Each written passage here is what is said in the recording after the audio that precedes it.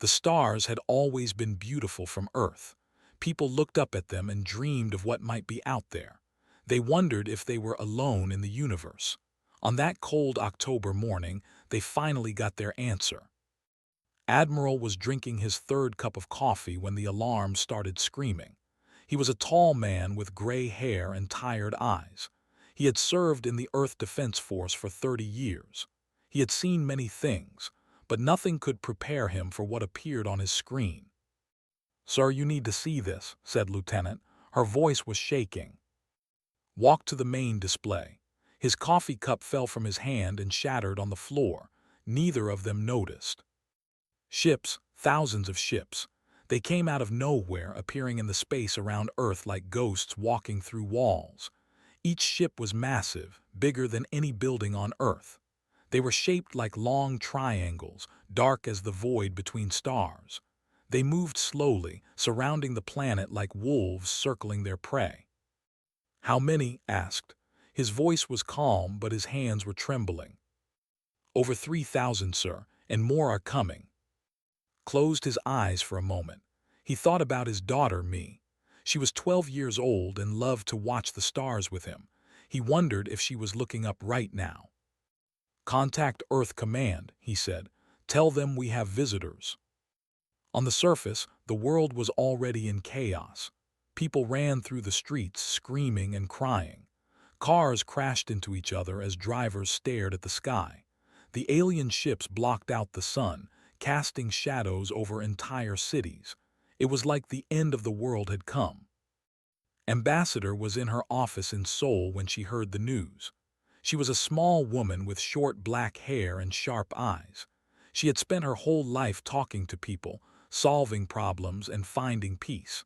But she had never talked to aliens before. Her phone rang. It was President. "We need you," the president said. Her voice was steady but could hear the fear underneath. "They want to talk." "Who?" "The aliens. They sent a message. They want to speak with a representative of Earth. I want that to be you." Looked out her window. She could see one of the ships hanging in the sky like a dark cloud. It was so big that she could not see where it ended. "I understand," she said. "I will do my best." The message came 1 hour later. It was broadcast on every television, every radio, every phone on Earth. The aliens wanted everyone to hear. The being that appeared on the screens was not human. It had gray skin and 4 eyes. Its mouth was too wide, filled with teeth that looked like needles. It wore robes of deep purple, decorated with symbols that hurt to look at. When it spoke, its voice was cold and empty, like wind blowing through a dead forest. "People of Earth," it said, "I am Overseer. I speak for the Galactic Council, rulers of 1,000,000 worlds. You are not alone in the universe. You never were. We have watched you for a long time. We have seen you grow. We have seen you learn. And now your time has come." Watched the message from the emergency bunker beneath the blue house. General stood beside her, his face hard as stone. President sat at the table, her hands folded in front of her. "Your planet has been chosen," continued. "You will join the council, not as members, not as partners, as servants. This is not a request. This is not a negotiation. This is how things are. Every species in the galaxy has learned this truth. Now you will learn it too." The message ended. Silence filled the room. "What do we do?" someone asked. General shook his head. "We cannot fight them. Did you see their ships? We have nothing that can stop them." "Then we surrender?" President asked. "Maybe we can negotiate," said. "Find out what they want, buy time." Before anyone could answer, another message arrived. This one was private, sent directly to the bunker. Overseer appeared again, looking directly at the camera as if he could see them. "I know you are watching, leaders of Earth. I know you are afraid, you should be, but fear can be useful. It can help you make the right choice. Tomorrow I will come to your planet. I will tell you what the Council demands. You will give us everything we ask for. If you do not, your planet will burn. Your people will die. Your children will be slaves. This is not a threat. It is a promise." The screen went black. Admiral watched the same message from his station in orbit. He looked at the alien ships surrounding Earth. They were so many, so powerful. Humanity had dreamed of meeting aliens for so long. They had imagined friendly visitors, wise teachers, partners in exploration. Instead, they got conquerors. He picked up his communicator. "This is Admiral to all Earth defense stations. I want every ship ready, every weapon online, every soldier prepared." "Sir," Lieutenant said softly, "what can we do against them?" Looked at her. He thought about his daughter again, about all the children on Earth looking up at the sky right now, scared and confused. "I do not know," he said honestly, "but we will not give up without trying. That is not who we are." That night no one on Earth slept. Parents held their children close. Friends called each other to say goodbye. Lovers watched the stars together, knowing tomorrow might be their last day. But something else happened too, something the aliens did not expect. People started talking, not about surrender, not about fear. They talked about standing together. They talked about fighting back. Messages spread across the internet, across phones, across every form of communication humans had created. "We are not slaves. We will not bow." They do not know who they are dealing with. Ambassador read these messages late into the night. She saw the fear in them, but she also saw something else, something that made her smile despite everything. Hope, defiance, the stubborn human refusal to accept the impossible. Tomorrow the aliens would come. Tomorrow they would make their demands, and tomorrow would have to give them an answer. She did not know what that answer would be, but as she watched the sun rise over a world wrapped in shadows, she felt something warm in her chest. Whatever happened next, humanity would face it together. The first day was over. The real test was about to begin.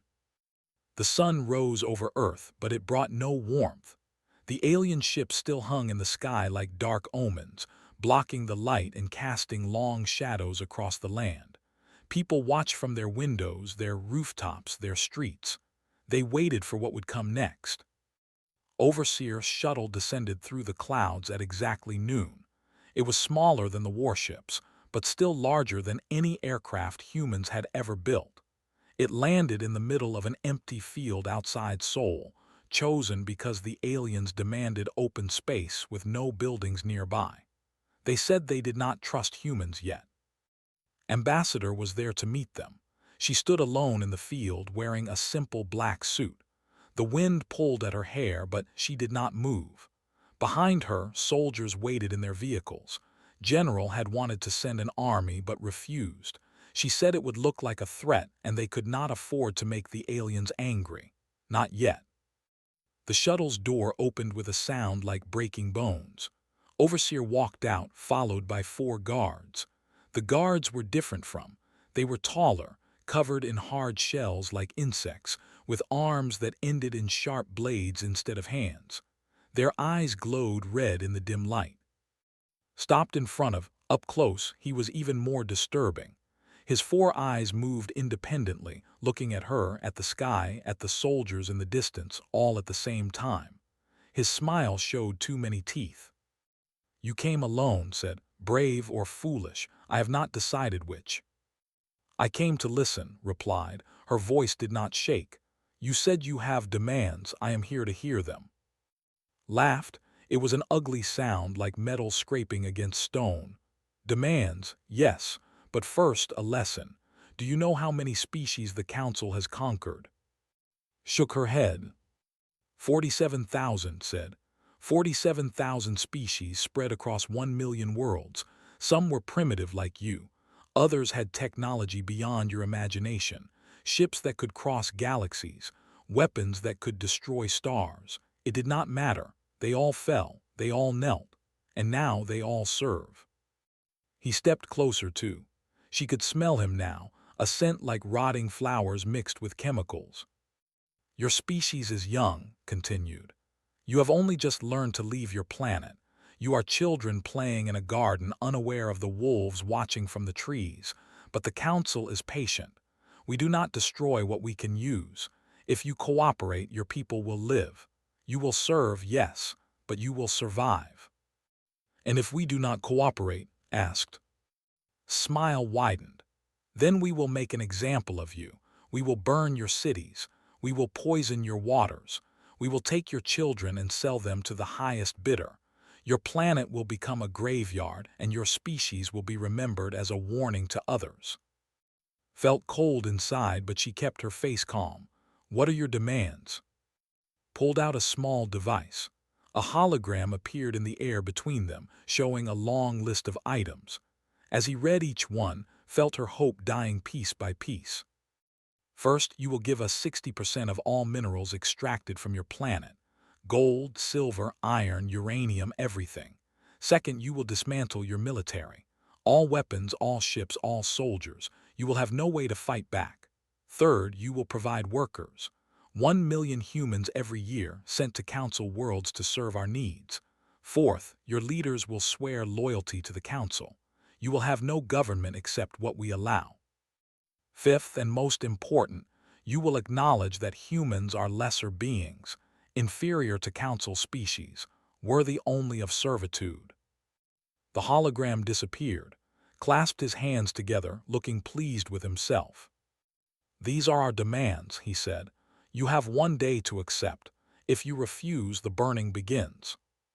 Stared at him. Inside, her mind was racing. These demands were not just cruel. They were designed to break humanity completely, to turn people into slaves in body and spirit, to make them believe they deserved nothing better. I will take your demands to our leaders, she said finally. We will give you an answer. Good, turned to leave, then stopped. One more thing. I know your people are proud. I have seen your history, your wars, your rebellions, your revolutions. You think you are special. You think you can fight against anything. But let me tell you something, Ambassador. He looked back at her with all 4 eyes. Every species we conquered thought the same thing. They had ships that could tear holes in space. They had weapons that could crack planets in half. They were so old that they remembered the birth of stars. They all thought they could resist. They were all wrong. You will be wrong too. Then he was gone, walking back to his shuttle with his guards behind him. The door closed, and the ship rose into the sky, disappearing among the thousands of vessels that still surrounded Earth. Stood alone in the field for a long time. The wind was getting colder. Winter was coming early this year. When she returned to the bunker, everyone was waiting. President sat at the head of the table, looking older than she had yesterday. General stood against the wall, his arms crossed. Admiral was there too, connected through a video screen from his station in orbit. Other advisors filled the room, all of them silent, all of them scared. Told them everything. When she finished, no one spoke for several minutes. We cannot accept these terms, General said finally. They are asking us to destroy ourselves. But we cannot fight them either, said Minister Dahl, who handled foreign relations. Did you see their ships? One of them could destroy our entire fleet. So we surrender, Admiral asked from his screen. We become slaves. We survive, Minister Dahl replied. Is that not worth something?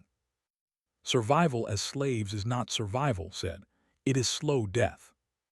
President raised her hand and everyone fell silent. She looked at. What do you think, Ambassador? You spoke with him, you saw him up close. What is your feeling? Thought carefully before answering. Is confident. He believes we will surrender because every other species has surrendered. He cannot imagine any other outcome. That is his weakness. How is that a weakness? Dahl asked. Because it makes him blind, said. He sees humans as just another species to conquer. He does not understand what makes us different. And what makes us different? Asked. Looked around the room, at all the frightened faces, at all the people who were trying so hard to find hope in a hopeless situation. We fight, she said simply, even when we cannot win, even when the odds are impossible, even when everyone tells us to give up. That is what makes us human. We do not know how to surrender. It is not in our nature. Silence again. Then Admiral spoke from his screen. I have been in contact with defense stations around the world. The soldiers are scared, yes, but they are also angry. They want to fight. They want to show these aliens that Earth is not easy prey. Fighting is suicide, Dahl insisted. Maybe, admitted, but I would rather die fighting than live kneeling. President stood up. She walked to the window, looking out at the dark sky. We have one day, she said softly. One day to decide the fate of our entire species. Whatever choice we must make it together. She turned back to face the room. I want options. I want ideas. I want anything that might give us a chance. We have survived ice ages, plagues, wars, and disasters. We will survive this too, but only if we refuse to give up. The meeting lasted through the night. Ideas were shared, debated, rejected, and accepted. Plans were made and unmade. Outside, the alien ships waited, patient and deadly.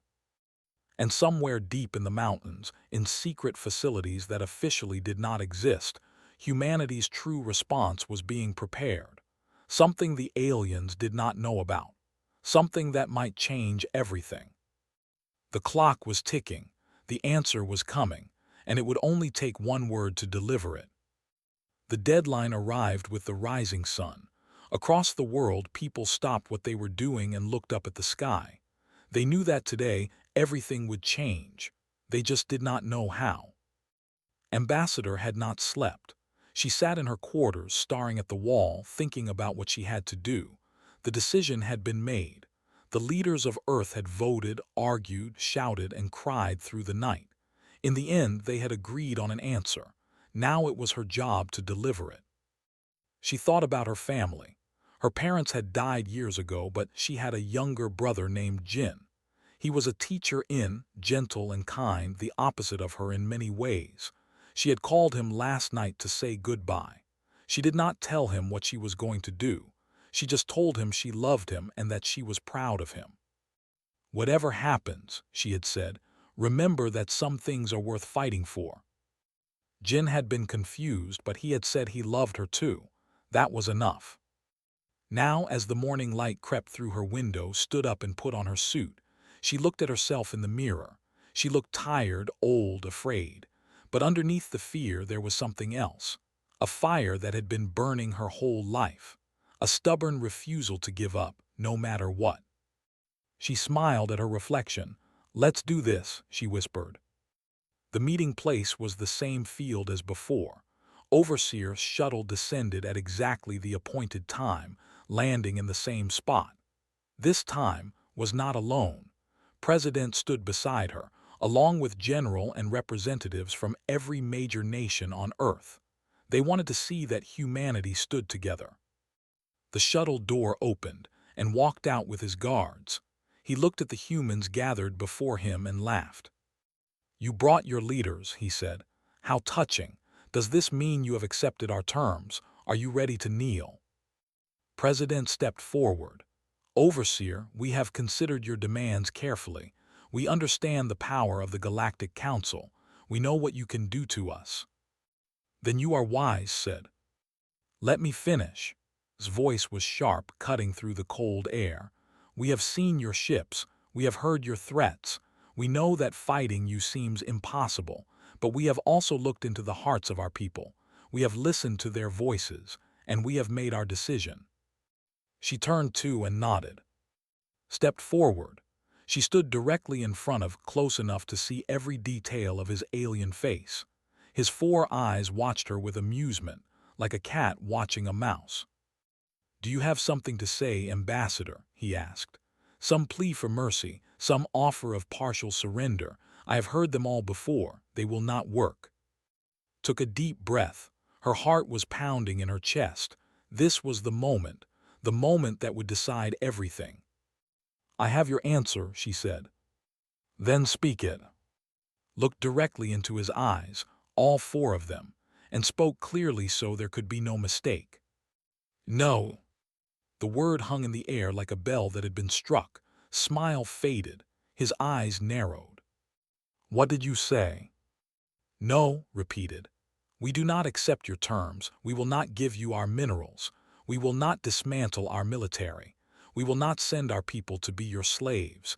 We will not bow to the council. And we will never, ever say that we are inferior to anyone. Stared at her.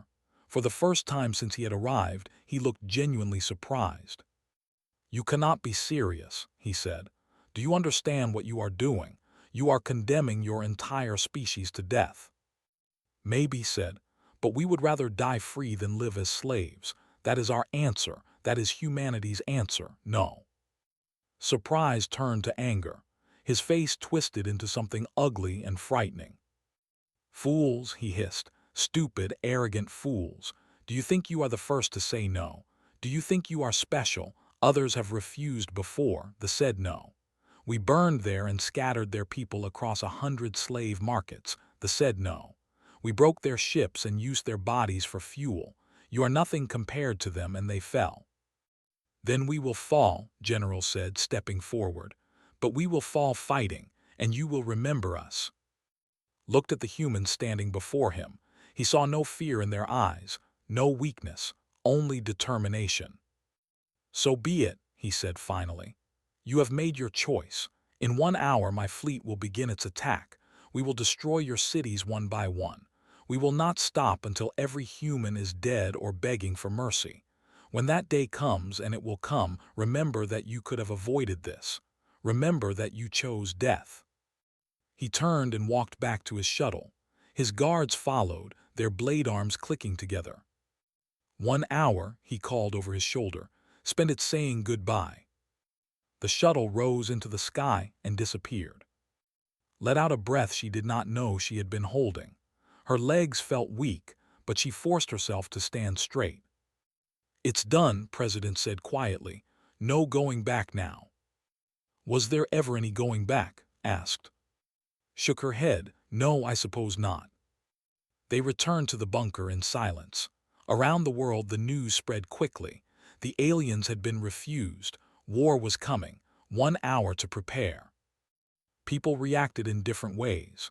Some panicked, running for shelters that did not exist. Some prayed, asking gods they were not sure they believed in for help. Some hugged their families and told them everything would be okay, even though they did not believe it themselves.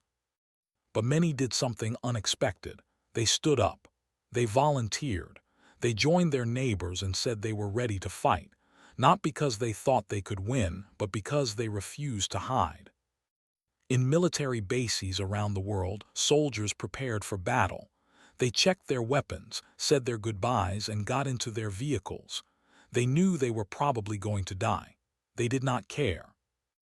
Admiral watched the alien fleet from his station in orbit. His ships were ready, pathetic as they were compared to the enemy. He had maybe 50 vessels. The aliens had thousands. Sir, Lieutenant said, we cannot win this fight. I know, replied. Then why are we doing this? Thought about the question for a moment. Then he smiled, a sad but peaceful smile. Because someone has to be first, he said. Someone has to show the galaxy that not everyone will kneel. Maybe we will lose. Maybe we will all die. But the story of what happened here will spread. Other species will hear about the humans who said no. And maybe, just maybe, it will inspire them to say no too. Nodded slowly. I understand, sir. Good, now get to your station. It's almost time. In the bunker sat alone. She had done her part. Now there was nothing left but waiting. She pulled out her phone and looked at a picture of her brother Jin. He was smiling in the photo, standing in front of his classroom. I'm sorry, she whispered. I hope you understand. Then she put the phone away and stood up. If this was the end, she would face it on her feet. The hour passed in silence. Then the sky lit up with fire and the war began. Humanity had given its answer. Now it was time to see what that answer would cost. The first alien ship opened fire on Seoul at exactly noon. A beam of bright blue light shot down from the sky, striking the outskirts of the city. Buildings exploded into dust. The ground shook like an earthquake. People screamed and ran, not knowing where to go, not knowing how to hide from death falling from above. Overseer watched from his flagship with satisfaction. This was how it always began, a show of force to break their spirit. Soon the humans would beg, just like all the others. Target their military installations next, he ordered. Destroy their weapons, make them helpless. His officers moved to obey. On their screens they could see Earth's pathetic defense fleet rising to meet them. 50 ships, maybe less, against 3,000. It was not even worth calling a battle. The humans are attacking, one officer reported, laughing. Should we respond? Waved his hand. Destroy them quickly. I want this finished before dinner. The alien ships moved forward, weapons charging. Admiral watched them coming on his display. His hands were steady on the controls. He knew what was about to happen. All ships, he said into his communicator. This is Admiral. We are about to engage the enemy. I will not lie to you. Many of us will not survive. But every second we fight is a second that people on Earth have to find shelter. Every ship we damage is one less ship to hurt our families. Fight well. Die well. Make them remember us. The first volley of alien fire tore through human ships like paper. 3 vessels exploded in seconds. Felt his own ship shake as energy blasts passed nearby. Return fire, he ordered. Human weapons hit the alien shields. Nothing happened. The shields absorbed everything without even flickering. No effect, sir, Lieutenant reported. Her voice was calm but could see the fear in her eyes. Keep firing, do not stop. More human ships died. 10, 20. The alien fleet pushed forward, unstoppable, inevitable, watched the destruction with boredom. This was too easy, not even entertaining. Then something strange happened. A new signal appeared on the alien sensors. At first, the officers thought it was a mistake. More human ships were coming, but these were different. They were coming from behind the moon, from asteroids, from places the aliens had not thought to look. What is this? Demanded. Before anyone could answer, the new ships opened fire. But their weapons were not like the others. These beams were red instead of white, and when they hit the alien shields, something remarkable happened. The shields flickered, then they died. The first alien warship exploded in a ball of fire, then another, then 5 more.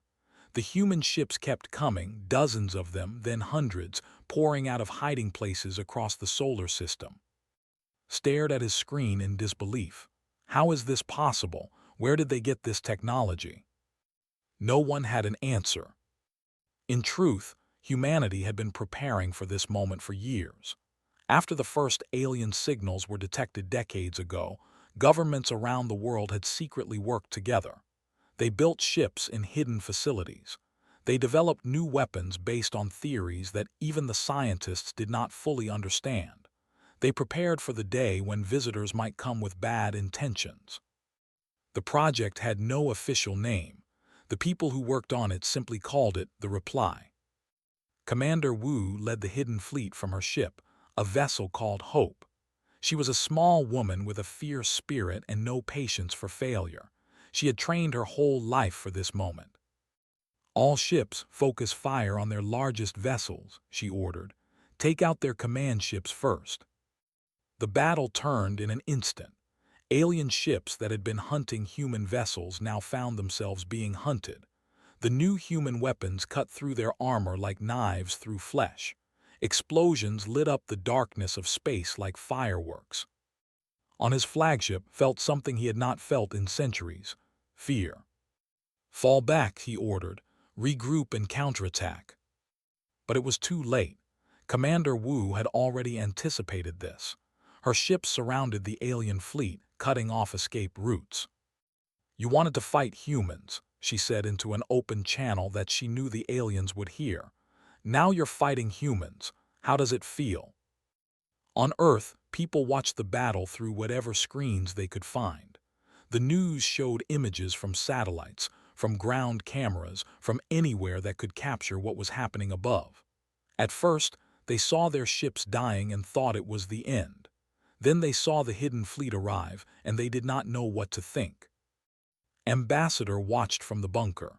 Tears ran down her face, but she did not notice. She had not known about the hidden fleet. Most people had not. It was a secret kept by only a few, a last hope saved for the darkest moment. "We might actually survive this," President whispered. "Don't celebrate yet," General replied. "The battle is not over." He was right. Despite their losses, the aliens still outnumbered the humans. Initial shock was fatting, replaced by cold fury. He had underestimated these creatures once. He would not do so again. "All ships maximum firepower," he ordered. "Destroy everything, leave nothing alive." The alien fleet focused its attack on the hidden fleet.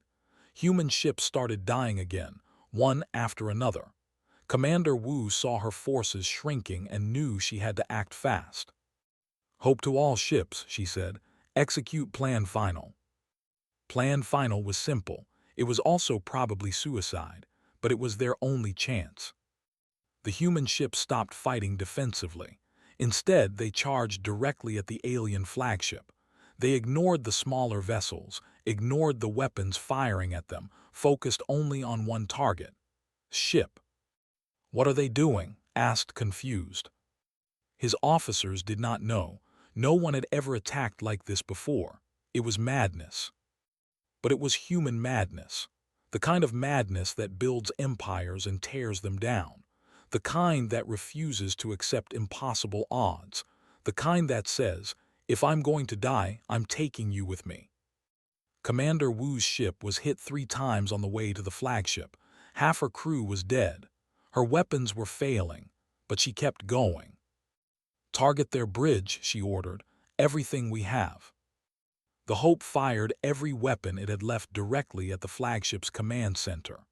Other human ships did the same, pouring fire into one specific point. Realized what was happening too late. Shields, full shields to the command center exploded. Was thrown across the room as his ship tore itself apart around him.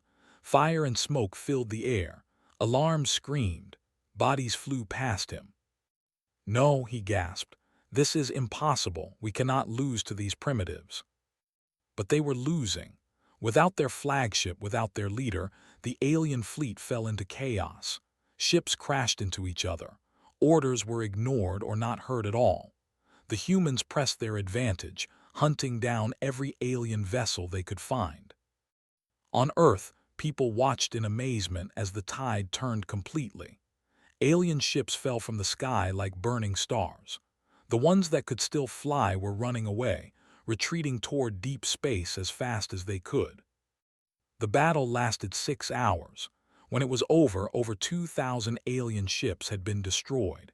The human fleet was decimated, reduced to less than 100 vessels, but they had won. Admiral floated in the wreckage of his destroyed ship, saved by an emergency escape pod. He watched the alien retreat through a small window. "We did it," he whispered. "We actually did it." On Earth, people poured into the streets, not to flee this time, but to celebrate. They hugged strangers. They cried with joy. They looked up at the sky, now clear of alien ships, and felt something they had almost forgotten: hope. In the bunker, Ambassador sat down heavily. Her legs would not support her anymore. President put a hand on her shoulder. "You started this," said. "Your answer gave us the courage to fight." Shook her head. "The answer came from all of us. I just spoke the words." "The words mattered," replied. "They always do." Above the ruined battlefield, Commander Wu surveyed the destruction. She had lost so many friends today, so many good people, but they had won. Against all odds, against an enemy that had conquered thousands of species, humanity had won. "This is Commander Wu to all surviving vessels," she said into her communicator. "The battle is over. We have victory. Return to Earth. Our people are waiting." The war was not finished. The Council would surely send more ships. More enemies would come.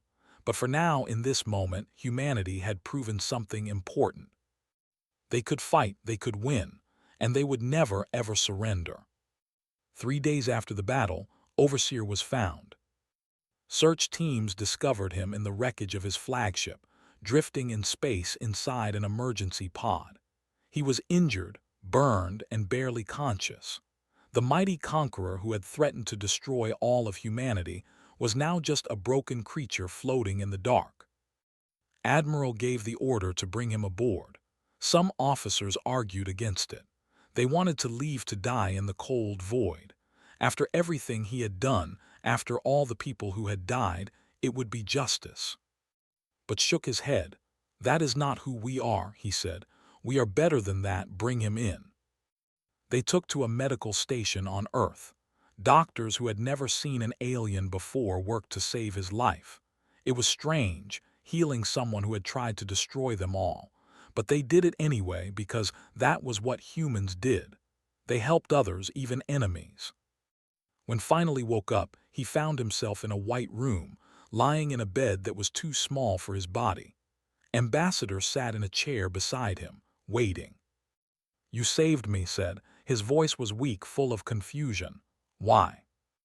"Because killing you would not undo what happened," replied. "And because I wanted to talk to you." Tried to laugh, but it came out as a cough. "Talk? What is there to talk about? You won, we lost. Is that not enough?" "No," said. "I want you to understand something. I want you to understand why you lost." Stared at her with his 4 eyes. 2 of them were damaged, unable to focus properly. "You had hidden weapons, secret ships. You tricked us." "That is part of it," admitted. "But not the whole story. The truth is, you lost because you did not understand us. You saw 47,000 species surrender and you thought we would do the same. You saw our small ships and our simple weapons and you thought we were weak, but you did not see what was inside us." "And what is inside you?" asked bitterly. Leaned forward. A refusal to quit. A stubbornness that does not know when to stop. Every species you conquered was reasonable. They looked at the odds, saw they could not win, and surrendered. That was the smart thing to do. But humans are not always smart. We are not always reasonable. Sometimes we fight even when we know we cannot win, simply because fighting is the right thing to do. She stood up and walked to the window. Outside, she could see people rebuilding. Damaged buildings were being repaired. Streets were being cleared. Life was continuing despite everything. "You threatened to destroy us," she continued. "You expected us to be afraid, and we were afraid, but our fear did not make us weak. It made us angry. It made us determined. It made us fight harder than we had ever fought before. That is what you did not understand. That is why you lost." Was silent for a long time. Finally, he spoke, his voice barely above a whisper. "The Council will send more ships, more fleets. They will not stop until you are destroyed." "Let them come," said simply. "We will be ready." "You cannot fight them forever.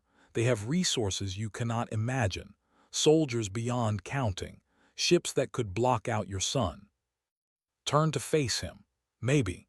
Or maybe something else will happen. Maybe other species will hear about what happened here. Maybe they will learn that the Council can be beaten. Maybe they will start to fight back too. And maybe, just maybe, the empire you built on fear and submission will start to crumble. For the first time, something like fear crossed face. Not fear of death, fear of something worse, fear of being irrelevant, fear of watching everything he had built fall apart. A month later, the Council sent another fleet. This one was larger than the first, with 5,000 ships led by a general named. They expected to find a broken planet, easy prey after the first battle had weakened its defenses. They found something else entirely. The human fleet had doubled in size. Factories worked day and night building new ships. Scientists developed better weapons. Soldiers trained with a fury that bordered on madness. Every person on Earth, from children to the elderly, contributed in whatever way they could. And they were not alone. News of the human victory had spread across the galaxy. Slave species who had served the Council for generations heard about the small planet that had said no and won. At first, they did not believe it. Then they started to hope. Then they started to act. On 7 different worlds, rebellions broke out. Overseers were overthrown. Council ships were captured. The mighty empire that had ruled for suddenly found itself fighting on multiple fronts. General arrived at Earth to find a fully prepared defense. Commander Wu met his fleet in open space, her ships arranged in formations that the aliens had never seen before. "You are the ones who killed Overseer?" asked through a communication channel. "Is alive," Wu replied. "We do not kill prisoners, but if you mean are we the ones who defeated him, yes, we are, and we will defeat you too." Was older and wiser than. He looked at the human fleet, at the determination in their eyes, at the weapons that had already destroyed one armada. Then he looked at reports of rebellion spreading across council space. For the first time in his long life, he made a decision that was not about conquest. "I propose a ceasefire," he said. "Let us talk before more blood is spilled." The negotiations took 3 months. They were difficult, frustrating, and often seemed pointless. But slowly, piece by piece, an agreement was formed. The Council would recognize Earth as an independent world, free from tribute or servitude. In exchange, humans would not actively seek to destroy the Council. There would be trade, communication, and eventually, perhaps, cooperation.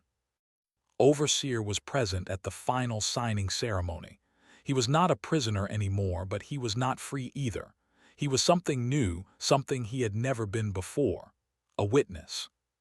He watched Ambassador sign the treaty on behalf of humanity. Her hand was steady, her face calm. She did not look like a conqueror. She looked like someone who had fought for peace and finally found it. After the ceremony, approached her. His injuries had healed, but he moved slowly, like someone who had grown very old very quickly. "You could have asked for more," he said. "You could have demanded that the Council release all its slaves. You could have tried to destroy us completely." "We could have," agreed. "But that is not what we wanted. We did not fight to become conquerors. We fought to be free. Now we are, that is enough." "For now," said, "but what about the future? Your people are ambitious, restless. They will not be satisfied with just one world." Smiled. It was a genuine smile, warm and hopeful. "You are probably right.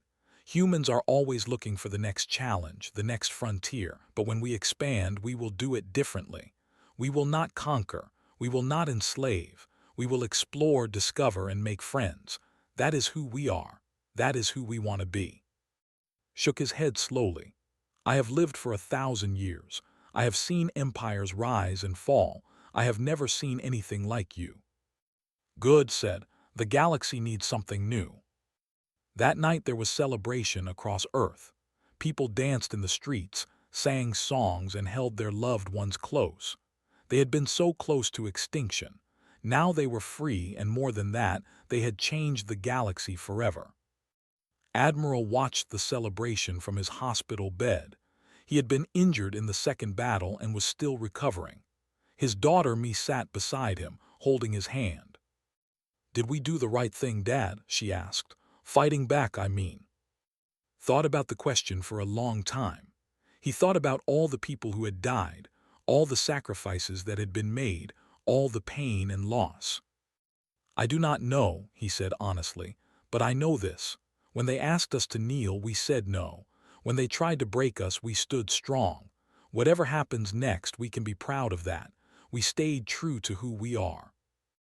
Me squeezed his hand. "I'm proud of you, Dad." "I'm proud of all of us," replied. Far away in the cold spaces between stars, news continued to spread. The humans had won. The Council had retreated.